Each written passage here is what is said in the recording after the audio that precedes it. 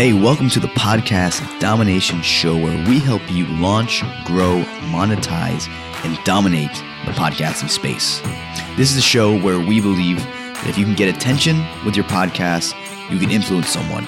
And if you can influence someone, you can get them to take massive action. And if you can get someone to do that, you, my friend, can dominate. I'm Luis Diaz, your host and founder of Podcast Domination, and I'm your guide. Let's go. What's going on? In this episode, you're going to learn why you should not waste money on transcripts. Hit it. We'll see how this goes. So, guys, for those who are wondering, I have lost my microphone. So I am stuck with a lapel mic. So if the audio sounds, let's just say, like there's a lot of like crackling or shit going on in the background, it's probably because this is a lapel mic. It's a condenser microphone, meaning it picks up direction from everywhere. And I usually use a dynamic mic. But yeah, so that's my excuse today. And it's 6 o'clock here on a Monday, and I want to knock these out. I want to go to the gym.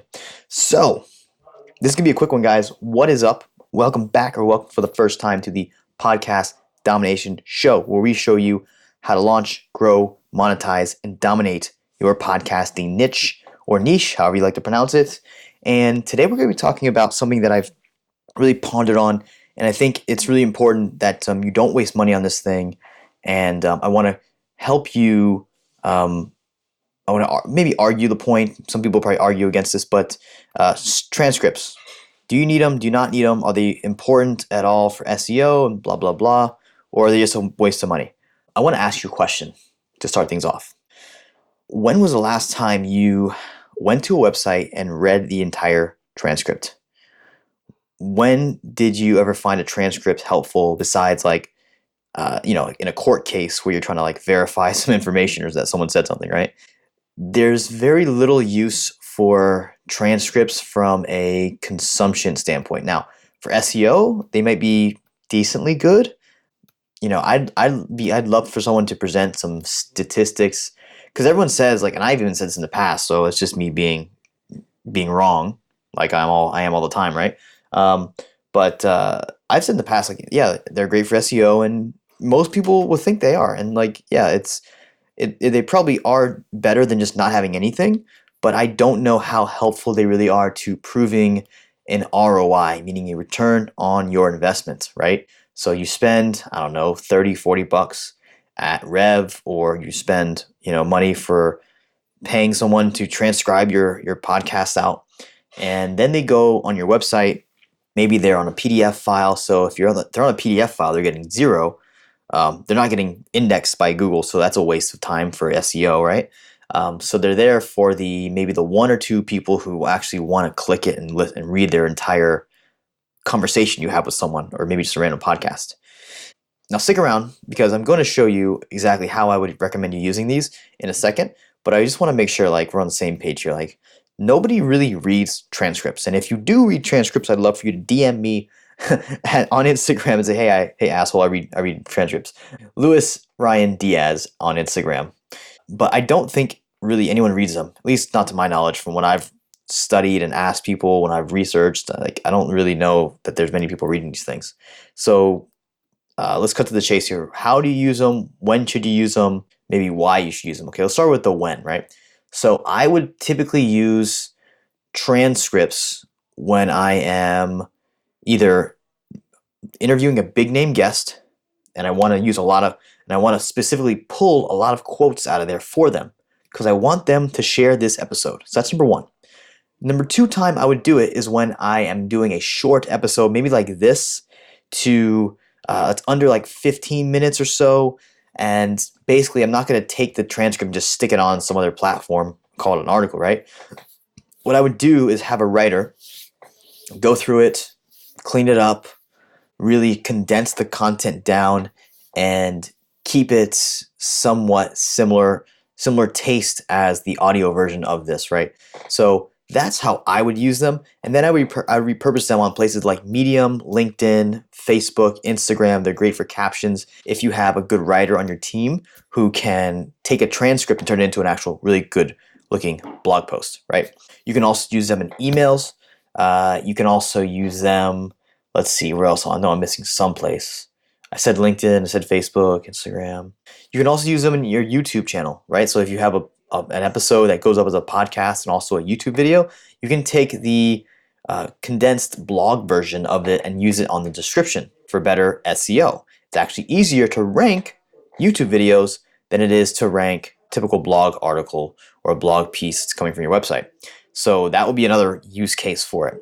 But in terms of the way most people think of using them, like, oh, sticking them on my website and using them for better SEO, it's like, I'd love for you to like just take a look and maybe do some research, get some numbers. I unfortunately don't have any for you today, but I'd love to see some hard numbers on like, hey, the fact that when I put my show notes or put my transcripts on my show notes page and didn't do anything with them, just took them from wherever I got them from, put them on there.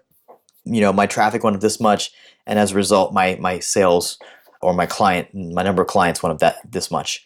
I've yet to find any kind of research like that, so I'd say, in my eyes, transcripts are typically a waste of money unless you're going to put the time and effort it takes, and more money it takes to convert them into a good-looking blog piece, or to have someone sit there and pull out all the quotes from your high-level guest, and then take those quotes and use those quotes on social media. Those are the only two use cases I see for them.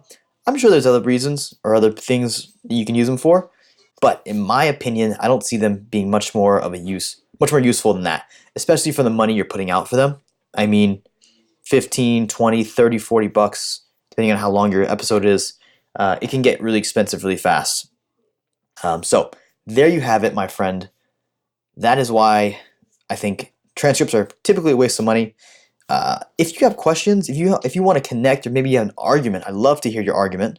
And you can do that over at the Podcast Domination VIP Inner Circle. So if you go to Facebook and go in the search bar in the top left corner, type in Podcast Domination VIP, very important podcaster, Inner Circle. You'll have a group. There'll be a group that pops up. It's my group. I want you to go in there and I want you to argue with me.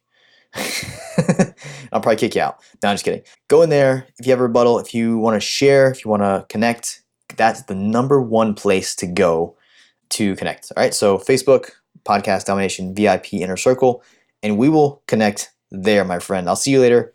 Don't waste money on transcripts or else I'm going to smack you. Just kidding. I'll catch you on the next episode. Hey, what's up? Lewis again, and I get asked this question a lot, so I wanted to answer it here for you in a unique manner. And that question is, Lewis, what exactly do you do? How do you help podcasters? What exactly do you and what does Podcast Domination really help with? Well, instead of me sitting here and telling you all the amazing stuff about us, I thought it'd be fun and interesting for you guys to hear what our clients are saying. So here you go. Please enjoy. Lewis literally makes my life so much easier. All I have to do is record my content. I don't have to worry about editing it. I don't have to worry about writing show notes. I don't have to create any of my graphics to promote it. He literally does everything for me. We hired Lewis to kind of help us set up the podcast, for us to put our content out and kind of grow our brand. And all I really have to say, it's been a huge success. It's been really easy. Lewis and his whole team have made the whole process easy, from setting it up originally, which with podcasts is kind of intimidating, and there's a lot of things that if you don't know a lot about the platform, that it's very time consuming. So Lewis made all of that easy. In the beginning, I'm not gonna lie, I was completely overwhelmed, confused, stressed out, because I went on YouTube trying to figure out how to set up a successful podcast. And actually going on YouTube, I was just bombarded by so much information that I just wanted to give up on the idea. And then I met a good friend of ours that introduced me to Lewis, and we hit it off. And he just said to me, it's really, really simple. I will take care of everything for you. I think what Lewis has done for me has made it seem so painless. He has took my idea and saved me money. He saved me time and energy. and more importantly, he's made my Persistence Factor podcast sound professional. Well, I hope you enjoyed those sound bites as much as I enjoyed putting them together. If you have any questions about how we can help you grow, launch, or further your podcasting efforts, feel free to reach out to me at Lewis@Podcast Domination, or you can reach out to my team and ask them some questions. hello@podcastdomination.co.